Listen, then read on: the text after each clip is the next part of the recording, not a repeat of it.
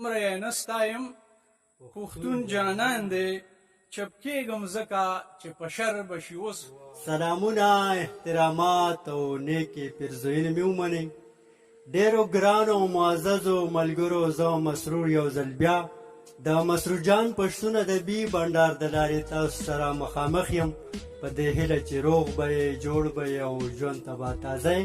په ننني بنډار کې را سره ګران او ادبي ملګری ښاغلی مزمل شاه مجروح صاحب میلمه دی. غواړو چې د دوی نه پېژنګلو او د دوی په اړه معلومات له تاسو سره شریک کړو او بیا ترې یو خپل خوندور کلام هم تاسو ته ډالۍ کړو.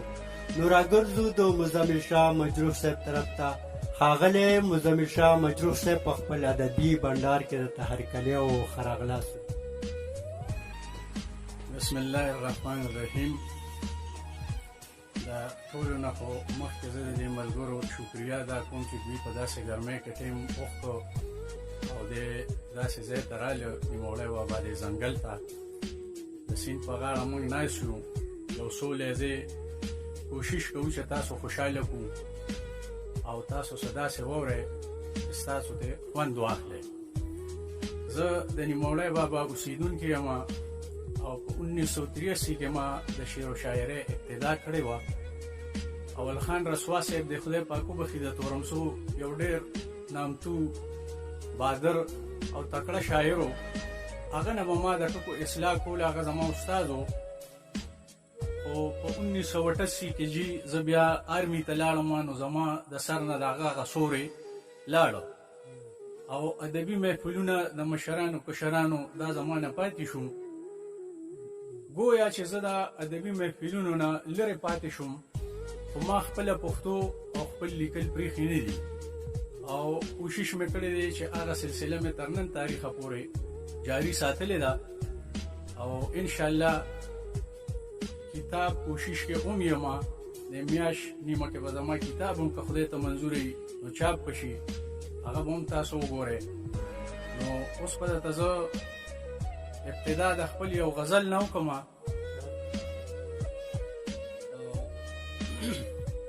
د غزل مطلب ده مولا اذان وکړو سحر بشي اوس.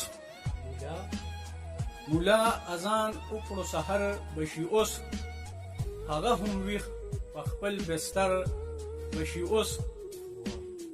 او دومره یې نه ستایم پښتون جانان دی، دومره یې نه ستایم پښتون جانان دی چپکېږم ځکه چې په شر به شي اوس. او هغه بې ننګه و په بله لاړو، هغه بې ننګه و په بله لاړو، جاړمه ځکه در په در به شي اوس. او دا زه د چا په تمه شپې روڼوم، دا زه د چا په تمه شپې روڼوم، مینه مې حشر شو خبر بشي اوس. او مینه د اوښ غلا ده په ټیټه نشي، مینه د اوښ غلا ده په ټیټه نشي، دشمنان ډیر شو په نظر بشي اوس.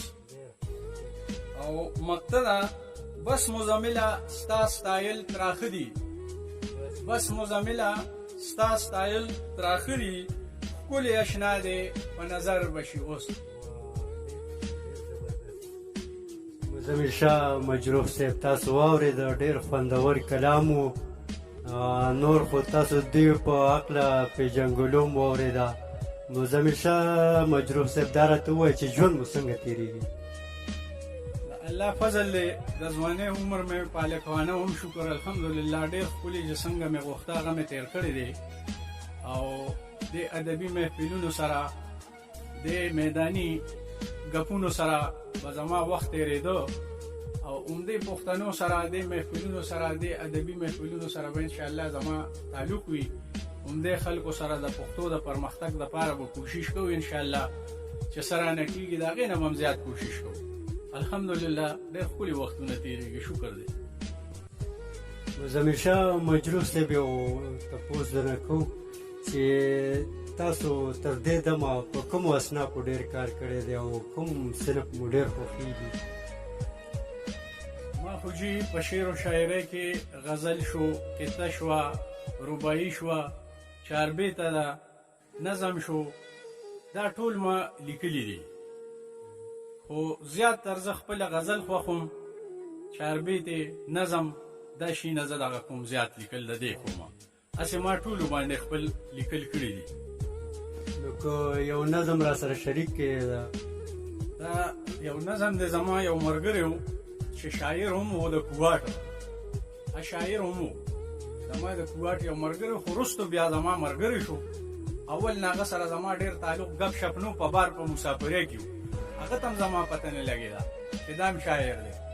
خو هغه پسې ما دا یو نظم جوړ کړی و په هغه ټیم کې، زه درته هغه وخت دغه وایم، د هغې عنوان دی تاسو خپل خاطر کې څه ګڼلې خلک منګه یو، تاسو خپل خاطر کې څه ګڼلې خلک منګه یو. نو دا یو نظم ما هغه پسې جوړ کړی، دا درته اورو مجید.